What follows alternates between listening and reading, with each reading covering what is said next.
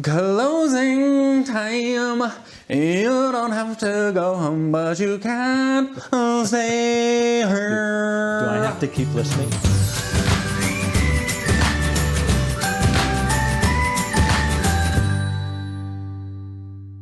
Welcome again to another episode of Real Estate Talk with Andrew Hobbs. I am Andrew Hobbs.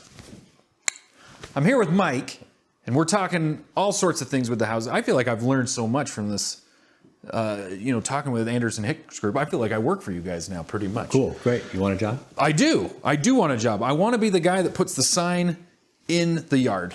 Okay. Also, I'll send you headshots. I think I'd look really great on benches and signs and a wrap on your car. Okay. Okay. Yeah. So here's what I want to know, though. I feel kind of silly not knowing this.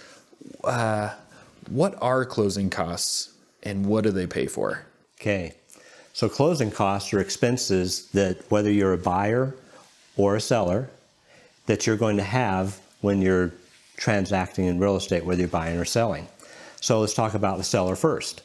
Examples of some standard costs you're always going to see, though, is title insurance. The seller has to pay what we call an owner's title insurance policy. There's the title company closing fee, which the title company pays for. There's recording fees that the county charges in order to record the transacting of the sale. There can be other things, reinspection fees, assistance with buyers who need assistance with closing costs, those kinds of things. So that's on the seller side. Oh, okay. What about the buyers? So on the buyer side, a classic measuring point, we always hear that when a buyer is going to purchase, their closing costs from the bank are going to be about 3% of what they borrow.